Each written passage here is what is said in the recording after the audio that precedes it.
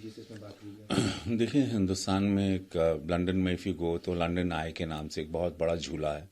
It takes 45 minutes to run and come down.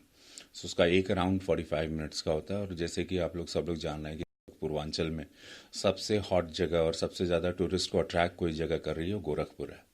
Gorakhpur में क्योंकि flight connectivity, train connectivity, bus connectivity, roads, expressways, everything, fertiliser, AIIMS, चीनी कारखाना, चिड़ियाघर, shooting के स्थल, फिल्मों की शूटिंग होने लगी वहाँ पर।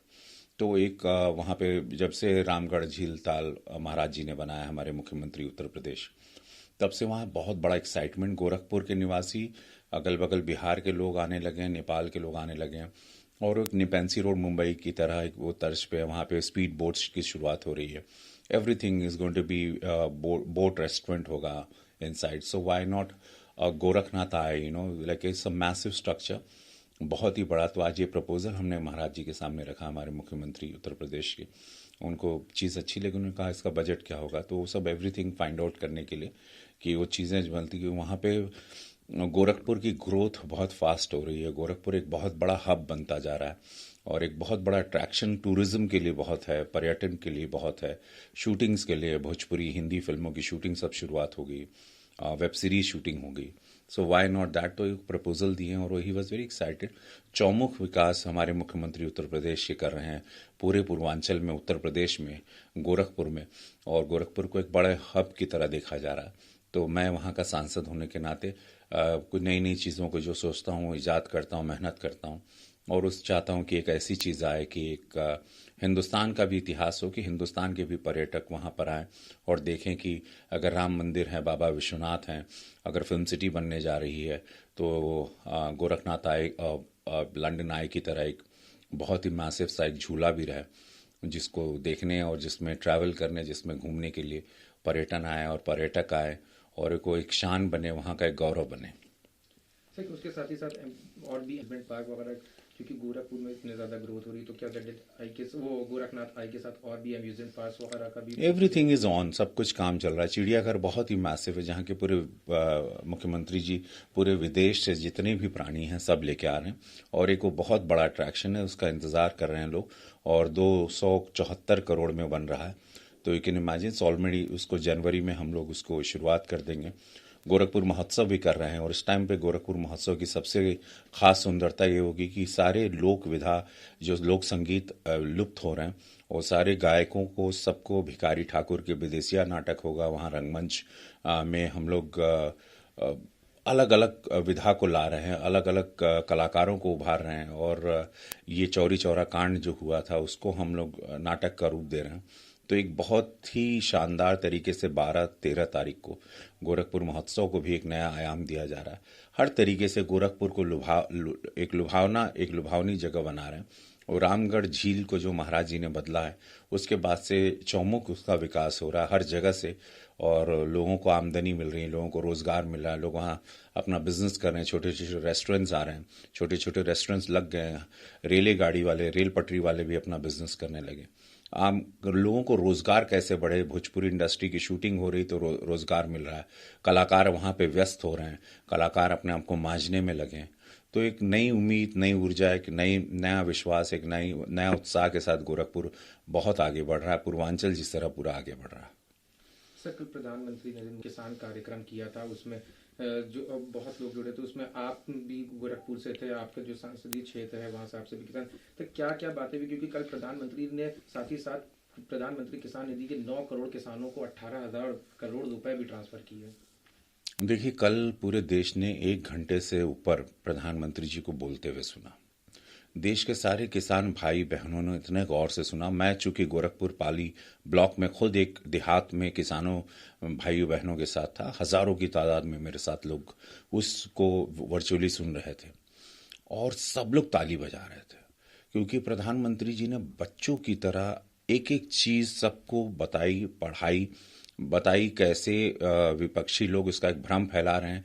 किसानों के हित में है, एमएसपी 1.5 गुना बढ़ गया है, कैसे किसान अब अपना मंडी में वो आज़ाद है, उसकी मंडी भी आज़ाद होगी, वो कहीं भी जाके अपने अनाज को बेच सकता है और उसका अपना मोल भाव कर सकता है। वो एक आज़ादी मिली। तो ये बात कल बहुत तगड़े तरीके से एक बहुत बड़ा मैसेज गया पूरे देश में कि प्रधानमंत्री जी का विधेयक, प्रधानमंत्री जी का जो बिल था पार्लियामेंट में जिसके पारित होने के वक्त मैं भी मौजूद था, ये सिर्फ और सिर्फ किसान भाइयों बहनों के हित में है। चूंकि मैं एक किसान का बेटा हूं तो मैं कहना चाहता हूं बड़े साफ शब्दों में अपने पंजाब और हरियाणा के किसान भाइयों बहनों से हाथ जोड़कर कि आप ये विधेयक को समझें, विपक्षियों की बात में ना आए।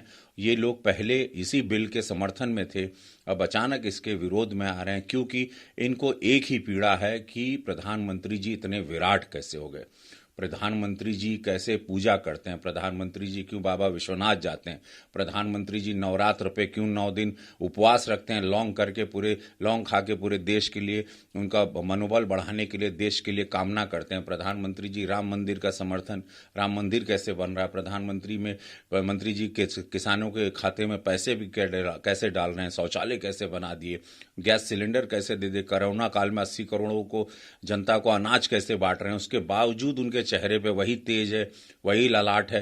प्रधानमंत्री जी विराट कैसे होते जा रहे हैं दिन ब दिन। विपक्षियों को ये पीड़ा है कि ये अमर होते जा रहे हैं और हम लोग कमजोर होके खत्म होते जा रहे हैं। ये पीड़ा तो वो किसान आंदोलन में साफा पहन के, पगड़ी पहन के सब विपक्षी कार्यकर्ता घुस गए हैं और ये आंदोलन को आग देने का काम, घी देने का काम कर रहे हैं। किसान भाइयों बहनों के दिमाग को, बुद्धि को इन लोग जबरदस्ती गलत दिशा में ले जा रहे हैं। सिर्फ उनकी चिंता यही है, जितने भी विपक्षी हैं, खासकर कांग्रेस और उनके पूरे कार्यकर्ता, कि प्रधानमंत्री मोदी जी विराट कैसे हो रहे हैं, प्रधानमंत्री मोदी जी निस्वार्थ कैसे, इतने बड़े त्यागी कैसे बन गए, इनकी मूर्तियां क्यों लगी, इनकी जय जयकार कैसे, प्रधानमंत्री जी कोलकाता बीजेपी कैसे जीतने जा रही है, कैसे कश्मीर में भी कमल खिल गया।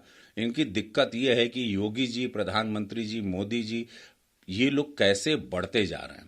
ये दिक्कत है कि 18 करोड़ की ये पार्टी, ये संगठन इतना विराट कैसे होते जा रहा है, कैसे भाजपा को ध्वस्त करें दिन रात, ये पीड़ा है। तो किसानी आंदोलन में ये विपक्षी सारे लोग, कार्यकर्ता घुस गए हैं और इस तरह से उनका दिक्कत ये है कि प्रधानमंत्री जी विराट क्यों हो रहे हैं इस देश में, और कोई चिंता नहीं है। बाकी जितने देश के किसान भाई बहन हैं, पंजाब के भी मान जाएंगे, हरियाणा के भी मान जाएंगे, उत्तर प्रदेश में कल सारे लोग, वो मेरे साथ जो बैठे थे गोरखपुर में, वो सारे किसान भाई बहन उनकी बातों पे ताली बजा रहे थे और उनको लग रहा था कि ये सभाएं क्यों हो रही हैं, हम लोगों को तो कोई चिंता नहीं। ये उनके चेहरे पर था और उसका विजुअल भी है मेरे पास कि वो लोग, देवर ऑल सिटिंग हैप्पी कि भाई हमको प्रधानमंत्री जी आपने चूल्हा दिया, सिलेंडर दिया, किसान लोगों के खाते में पैसे डाले, कोरोना काल में आपने अनाज दिया, हमको आपसे कोई दिक्कत नहीं, मेडिकल के लिए 5 लाख रुपया दिया, आप हम कोई भी कर्ज लेने जाते हैं बैंक में 0% हम लोगों पे ब्याज लगता है, किसानों को सारी सुविधाएं मिल रही, किसान के हित की ये पार्टी है भारतीय जनता पार्टी। कल 18,000 करोड़ रुपया प्रधानमंत्री जी ने दिया 9 करोड़ किसान भाइयों बहनों को, 18,000 करोड़ रुपया एक मुश्त में 5 सेकंड या 10 सेकंड या 1 मिनट के अंदर वो पैसा ट्रांसफर भी हो गया। कल उन्होंने बटन दबा के। तो ये प्रधानमंत्री जी और यही विपक्षियों को दिक्कत है कि ये विराट कैसे होते, कैसे प्रधानमंत्री जी डे एंड नाइट काम करते हैं, कैसे इनका संगठन, कैसे इनके सांसद विधायक गण, कैसे इनके कार्यकर्ता, कैसे इनके बूथ लेवल का कार्यकर्ता, कैसे आरएसएस इतने तेजी से ये पूरे देश को अपनी तरफ आकर्षित कर रहा है, अपने निस्वार्थ त्याग की वजह से, मां भारती की पूजा करने की वजह से, धरती की पूजा करने से। ये दिक्कत है। बाकी किसान भाई बहन थोड़े जो वहां पे नाराज, जिनको गलत बहकाया गया, वो बैठे हैं। देश का हर किसान बहुत प्रसन्न है, उत्तर प्रदेश का हर किसान बहुत प्रसन्न है, बिहार का हर किसान, मध्य प्रदेश का हर किसान, महाराष्ट्र का बहुत प्रसन्न है हमारे प्रधानमंत्री यशस्वी श्री नरेंद्र मोदी जी से। सर, आज जो शिकायतें आ रही थी कि जो क्रय केंद्रों पे गड़बड़ी आ रही है, उसको लेके बड़ी अच्छी एक नई पहल करी। उन्होंने कहा है कि जो वरिष्ठ अधिकारी गण है वो जितने भी क्रय केंद्र हैं, गन्ना के क्रय केंद्र हैं, गौशाला है, वहां जाके विजिट करेंगे, निरीक्षण करेंगे, जहां पे भी गड़बड़ी पाई जाएगी वहीं तत्काल कार्रवाई होगी। जी, पूज्य योगी महाराज जी तत्काल कार्रवाई के लिए जाने जाते हैं। उनका बहुत स्ट्रेट है कि सीधे काम करो, जिसके लिए आप अफसर बने हो, तनख्वाह मिल रही है, सरकार आपको तनख्वाह दे रही है, आपका जॉब है जनता की सेवा करना। अगर जनता की कोई पीड़ा या कंप्लेंट मुख्यमंत्री जी के कानों में, योगी जी के आती है, वो तुरंत कार्रवाई करते हैं और बहुत सख्त कार्रवाई करते हैं। तो जो भी सुन रहे हैं अफसरान, आप लोग पूरा अपने काम पर ध्यान दें। जनता की कोई कंप्लेन, वो गन्ना व्यापारी से हो, गन्ना विक्रेता से हो, गन्ना की प्राइस से हो कि उन लोगों को नहीं मिल रहा है गन्ना किसानों को, तो आप लोग कृपया उस पर ध्यान दें, क्योंकि सरकार की तरफ से आप लोगों को सारी चीज़ें पता है कि किसको कब भुगतान करना है, कब पैसे देने, हर चीज़ आप लोगों के पास क्लियर है। डिले ना करें, क्योंकि मुख्यमंत्री जी की बड़ी पैनी निगाह है हर वो अफसर पर जो भी गलत काम कर रहा है। सर, कल प्रधानमंत्री जी ने जो कहा, उन्होंने एक और बात कही कि किस तरीके से जो गवर्नमेंट की वेलफेयर स्कीम्स हैं किसानों के लिए, वो पश्चिम बंगाल में नहीं पहुंचाई जा रही, क्योंकि वो ममता बनर्जी की सरकार वहां रोक देती है। उससे वो बहुत आहत भी हुए हैं, क्योंकि वहां के किसानों का विकास ही नहीं हो पाता। देखिए, ममता दीदी जी को सोचना चाहिए, प्रधानमंत्री जी उनको दीदी बोलते हैं। जब वो किसी गरीबों को, किसानों को, वहाँ के मजदूरों को शौचालय, किसान निधि में पैसा, प्रधानमंत्री निधि में पैसा, हर चीज़ वहाँ भेज रहे हैं। सरकार का हजारों हजारों करोड़ का पैकेज कोलकाता जा रहा है, क्यों गरीबों तक नहीं पहुँच रहा? क्यों रोक दिया जा रहा? क्यों प्रधानमंत्री जी की कोई भी स्कीम कोलकाता में गरीबों तक नहीं पहुँच रही है, आखिरी पंक्ति में खड़े हुए लोगों तक नहीं पहुँच रही है? ये क्यों ममता दीदी ऐसा कर रही हैं? क्यों गरीबों पर जुल्म ढा रही हैं? उनको मोदी जी से, भारतीय जनता पार्टी से दिक्कत है, लेकिन जो जनता का पैसा प्रधानमंत्री जी भेज रहे हैं कोलकाता के गरीब जनता के लिए, उन तक क्यों नहीं पहुंच रहा है? ये बात दीदी हम भी आपसे जानना चाहते हैं। मैं सांसद गोरखपुर रवि किशन आपसे जानना चाहता हूँ, दीदी आप ये क्यों कर रही हैं? जो भी पैकेज आपको मिल रहा है, जो प्रधानमंत्री जी ने कल अपने मंच से कहा, वो गरीबों तक क्यों नहीं पहुंच रहा है? किसान निधि के पैसे, प्रधानमंत्री किसान निधि के पैसे गरीबों तक क्यों नहीं, किसानों तक पहुंच रहे हैं? क्यों वहां के सारे फार्मर रो रहे हैं? क्यों वहां का मजदूर कह रहा है कि शौचालय के लिए नहीं मिला पैसा, मकान के लिए नहीं मिला, 5 लाख मेडिकल के लिए नहीं मिला, हमारे किसान खाते में पैसा नहीं आ रहा है? तो क्यों आप वहां तक, वो बीच में रोड़ा क्यों बन रही हैं? एक चुनाव की राजनीति अलग है दीदी, गरीबों का हक उन तक पहुंचना चाहिए। कृपया ये आप ये सारी चीजें ना करें, ये बहुत गलत बात है अगर आप ये कर रही हैं। लेकिन एक बात याद रखिएगा दीदी, जितनी भी भारतीय जनता पार्टी के 300 से ज्यादा कार्यकर्ताओं के वहां पर मौतें हुई हैं, जिनको मैं शहादत कहूंगा, वो सारे हम लोगों के लिए बहुत बड़े लेवल पर उनकी शहादत काम आएगी, और वो शहादत बेकार नहीं जाएगी। वो सारे कार्यकर्ता जिनकी हत्याएं हुई हैं वहां पर, भारतीय जनता पार्टी बहुमत की सरकार बनाएगी दीदी।